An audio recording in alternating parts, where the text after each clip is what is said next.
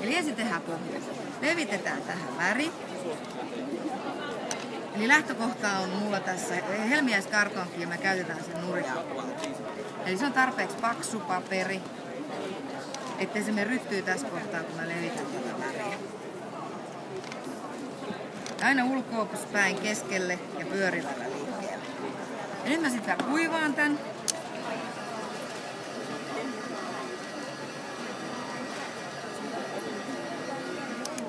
Ja mä kuivaan sen takia, että mä haluan laittaa kimallejauhetta tähän. Ja mä haluan, että kimallejauhe jää vaan näihin nuotteihin. Elikkä se kimallejauhe jää kiinni kaikkeen, mikä on kostea.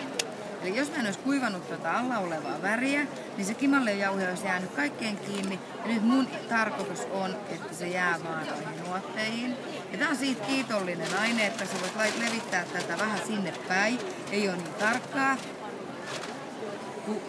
Ensin sitä vaan otetaan tuohon ja sitten mä vaihan isompaan siveltimeen. Ja tällä mä hankaan sen tänne, että se kiinnittyy noihin nuotteihin. Näin.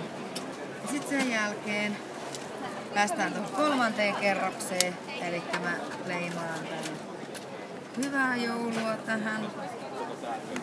Sitten mä leimaan tosta joulutähden.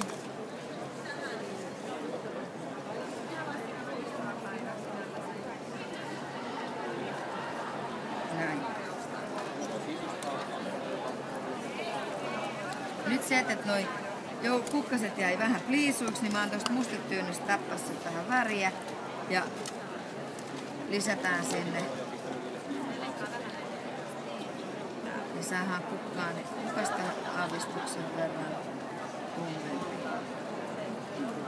Noin. Sitten se on valmis.